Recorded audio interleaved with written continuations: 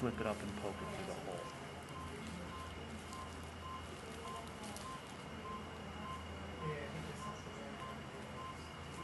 Caths sit underneath the skin and a catheter goes into a large vein. This helps in the chemotherapy administration and can also be used to draw blood for blood counts and blood tests.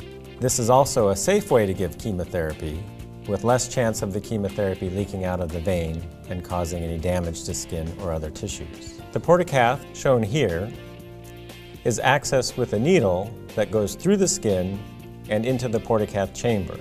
So blood fills the chamber and can be withdrawn through the needle to have blood tests done before chemotherapy. Chemotherapy is administered in two primary ways, intravenously and orally.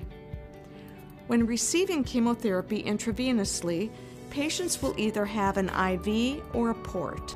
A port is typically used for patients who are undergoing treatment for a long period of time.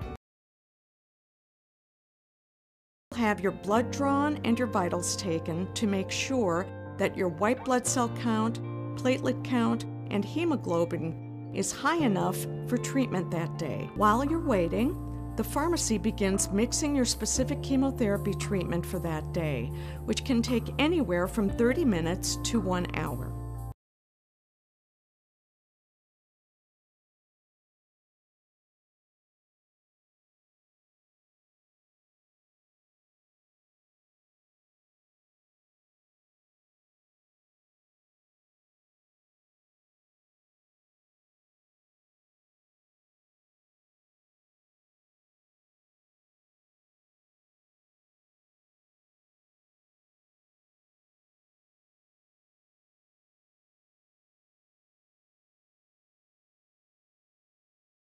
Side effects depend on the specific chemotherapy drugs being used.